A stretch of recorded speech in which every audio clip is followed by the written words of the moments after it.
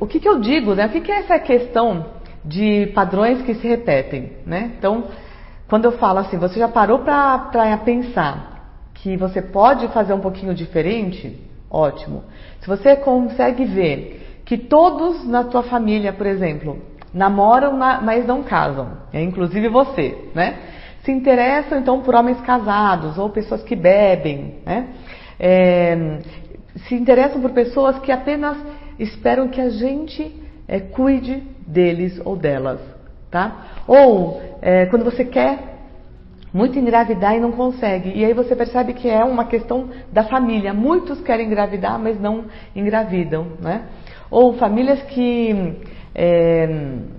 eu vou trazer um tema porque foi um tema que surgiu recentemente forte, que é o seguinte: famílias onde todos são da mesma raça, e aí raça mesmo, eu sou japonesa, amarela, né?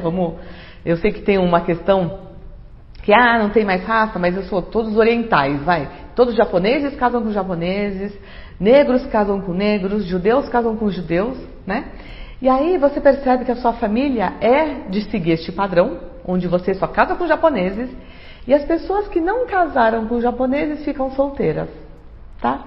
Ou você percebe que a primeira geração todinha, né, que acontece muito na cultura japonesa, junto com os judeus e tal, eles casam entre si, e aí, ou quem não casa com pessoas, né, da colônia japonesa, coreana, chinesa, o que for, ficam solteiras, ou a outra geração acaba se interessando pelos que a gente chama de gaijin, né? O que é o gaijin? Gaijin são os estrangeiros, e que na colônia a gente usa de forma errada. Por quê? Nós é que somos estrangeiros aqui no Brasil. Olha que interessante, né? Então, esse daqui é um padrão. E aí, quando você percebe que muitas pessoas da família, né? Então todos lá padrão de todo mundo casar com japoneses, tá? Quem não casou com japonês está solteiro, tá? E aí eu pergunto, será que as pessoas que ficaram solteiras não ficaram solteiras para poder ou cuidar de alguém, né? Porque também tem cultural de algumas famílias, os solteiros cuidam dos pais, cuidam de alguém, cuidam da tia, né, da avó.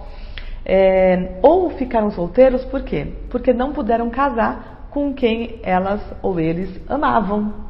Olha só que interessante. Eu não pude, porque na minha família, estou dando um exemplo, tá? Faz de conta que eu não pude casar com uma pessoa, porque da minha família só se casava com japoneses, e eu me apaixonei por um brasileiro.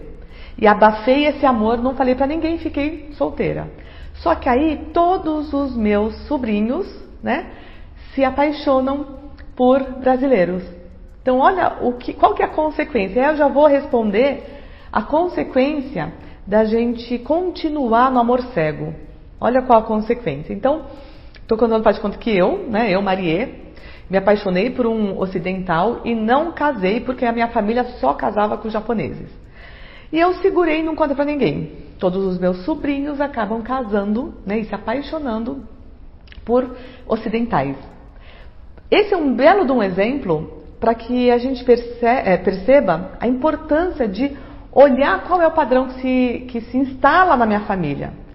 E se eu não quebrar este padrão, se eu não olhar com muito carinho, respeito para esse excluído, talvez para essa tia que se apaixonou por um brasileiro e não pôde ficar junto, ou para essa pessoa que se apaixonou pela minha tia e porque a família foi contra, não ficaram juntos, sempre, né, eu posso levar esse padrão de repetição, de pessoas não casarem, não ficarem com quem elas amam, ou acabarem sempre se apaixonando por ocidentais por amor a essa tia que não ficou junto, por amor a este ocidental que se apaixonou pela tia e por ser brasileiro ou o que for, não puderam ficar juntos, tá? Então, esse é um belo exemplo, né? Quando a gente não resolve aquilo que existe como padrão, quando eu não olho com carinho, né? Quando eu não incluo essa pessoa na nossa família, esse padrão continua a se repetir, tá? Então,